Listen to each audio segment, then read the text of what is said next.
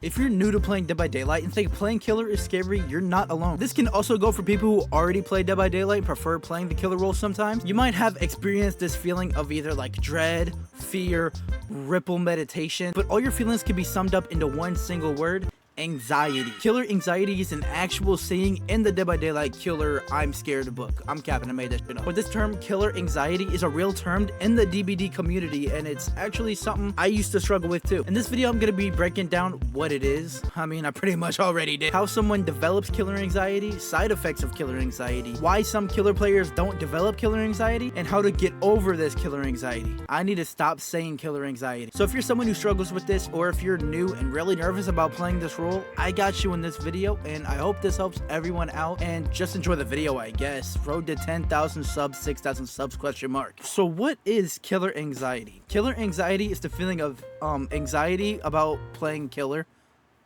I wish I could say more. Nah, to be for real, there's multiple ways people acquire killer anxiety, so I'm gonna go over the reasons and how people develop it to better explain what it actually is. How does someone develop killer anxiety? Usually the main factor in getting it is just the title.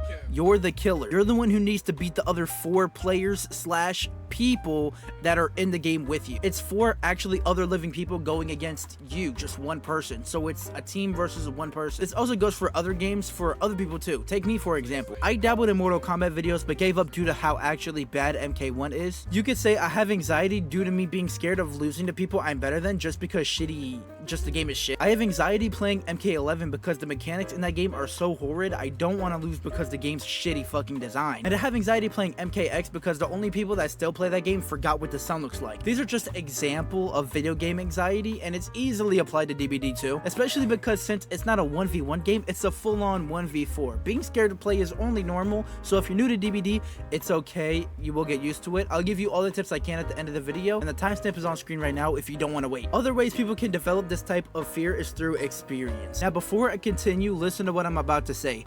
I mean both sides. Contrary to popular belief, there are people that enjoy playing both roles in this game equally. Back to what I was saying, I'm not gonna say whether the game is killer-sided or survivor-sided, but both sides have some very nasty things they can bring. And if you're on the side of the killer, there are some survivor players that will use the most broken things, not only to make the game unwinnable for you, but to make the game miserable for you. Survivors who sabotage hooks whenever you pick up is so strong that it's actually banned in some tournaments. And in regular online games of DBD, there's nothing stopping this, and it sucks to go against. Some survivors can bring a perk combo that make it so you have to down them on the pallet. If you pick them up, they're guaranteed to get pallet saved by a teammate, but if you wait longer than 5 seconds, well, they're guaranteed to get themselves off of the pallet. This also sucks to go against. There's survivors that will dedicate their whole game to getting guaranteed flashlight saves, never letting you do anything, and it sucks to fucking go against. Survivors will bring you to a severely survivor-sided map, and it sucks. Survivors will body block, hide, and pre-drop every pallet in Gen Rush, and then put you in nearly uncountable situations, and when it's all said and done, they will teabag you at the gate,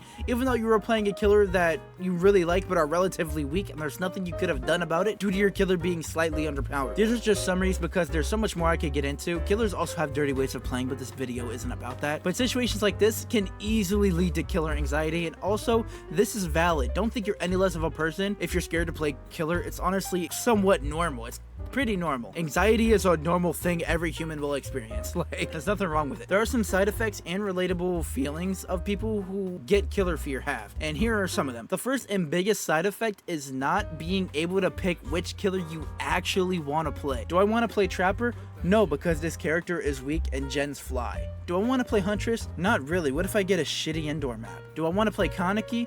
Even though I love Tokyo Ghoul, I don't want survivors to teabag me whenever I lose. Do I want to play Dredge? Not really. Locker spawns can be terrible and his chase power is really mid. Freddy? I don't even know what he does for real. Skull Merch? Pig? No, I don't want people to pre-drop every single pallet, rendering my bear traps useless. Do I even want to play killer? I don't go through this specifically, but this is a cycle almost every killer player will go through whenever they develop killer anxiety. Another side effect is something a lot of killer mains do, and that's bring the most vile, sweaty things they can bring to almost guarantee the win and play the game in the most unfun way, but the most effective way to play killer, which is to not even bother picking up survivors and leave them on the ground for 5 fucking minutes, or focus on getting a single survivor out of the game as fast as possible. Both ways are almost impossible to beat when you're playing solo queue, where you don't have 4 people communicating, knowing all the callouts of where every fucking generator is on every fucking map, every fucking perk killer can bring. And yeah, it just literally sucks for like your average survivor player. Another way to deal with this is an easier option: just don't play. Sometimes playing killer can be so scary that people don't play, which honestly, I can't even blame you for that. If you genuinely get anxiety from playing a game, don't play it.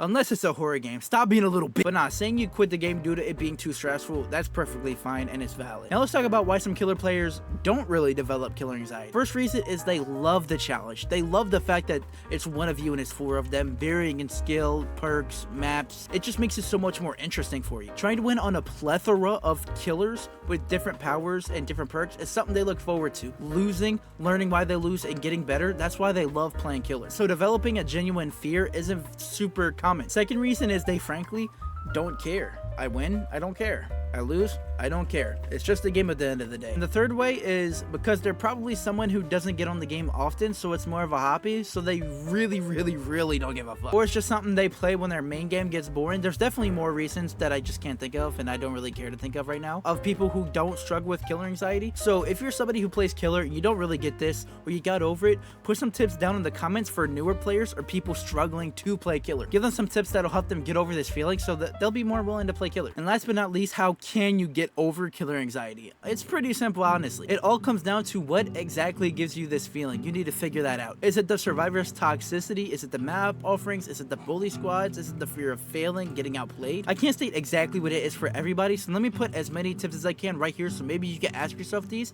and try to get over your killer fear. If you're scared that your skill with the killer you want to play isn't good enough to win games, just play the killer. The only way to get better at Deathslinger's gun is to use Deathslinger's gun. The best way to learn Huntress's hatchet arc is to keep throwing your fucking hatchets. The best way to get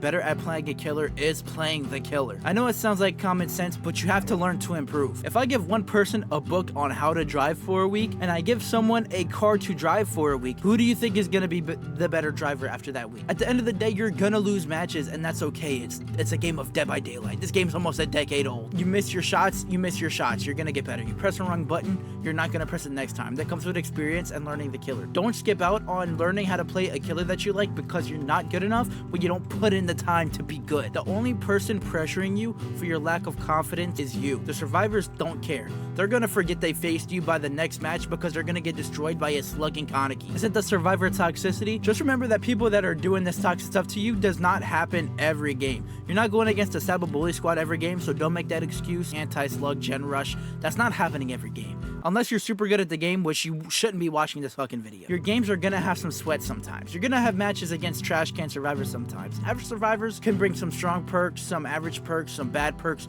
beyond comps, not on comps. It's all random. You have to remember that. Some survivors just got destroyed in their last match, so the second they get a win on the most unfortunate killer they face, which is probably gonna be you, they're going to teabag. They're going to show off. Haha, you couldn't kill me. When last match, they lost to the worst killer in the game because they aren't actually good enough themselves. And if one little win is all they have to boost their ego, let them teabag, don't take them seriously. Let them have their victory. Their happiness will dissipate the second they queue up for another match because it's fucking Dead by Daylight. Some survivors will just be too good, and that's okay. Some survivors have been playing this game with their dick in their hand for 9 years. Is it the fear of losing? Everybody's gonna lose. You will lose over and over again, especially when you're new to playing killer. If you really have a fear of losing so bad, no hate, that's okay, but maybe this game isn't for you. There's so many wins and so many more losses that can happen in an asymmetrical game. There will be times where you feel like you couldn't do anything in the match and it's just not fair. That's how Dead by Daylight is. But what I always say to that is it's just a game. Not saying you can't get emotionally attached to your games, because that's normal. Wanting to play a game and loving that game is really normal. Being passionate in a game is normal. But in a game where the outcome can be completely out of your reach due to game design, but it's not good and not normal to be so caught up in winning every match. It's not good. Losing is a part of the game. Being so attached to the result will not get you anywhere. If there's other reasons that have you scared of playing killer, put them down in the comments below because I want to know what's holding you guys back from having some fun. And to those salty survivor or killer mains that are gonna say something like, if you're scared to play a video game, then you're a snowflake, just don't say anything because you're obviously incapable of common human decency and empathy and you're not cool. But let me give you thoughts on how I get over my killer anxiety about a year ago, and hopefully they could help. Survivors are gonna teabag every other game that they win. It's just part of the survivor code. If a survivor loses 4 times in a row and they get that one win on you, they might teabag. Let them get their W. Map offerings, I could care less about. Some maps are almost extremely unfair to like one side or the other, but around 30% of all survivors are able to use the maps to their full advantage. Maybe you got unlucky, maybe you made one too many very very obvious mistakes that you didn't pick up on when losing. It all comes down to getting better. Not saying you should go around slugging and tunneling, but find your own way of having fun. My way of having fun is to end chases as fast as possible and get as many hooks as I can. I don't mind getting 1 kill or no kills if every survivor in the game is dead on hook. They might even teabag me when they get to the gate. Even though I go out of my way to not tunnel, I will still get teabagged. I give them more leeway than most. Often completely ignoring gen regression perks because I'm so addicted to the chase of the game. So if they teabag me, if they message me, if I lose, that's okay because I'm having fun. So is it really possible to develop killer anxiety? Yes. Does it ever go away? That's all up to you. Road to 10,000 subs, and I hope you guys enjoyed the video. And hope you have a good day.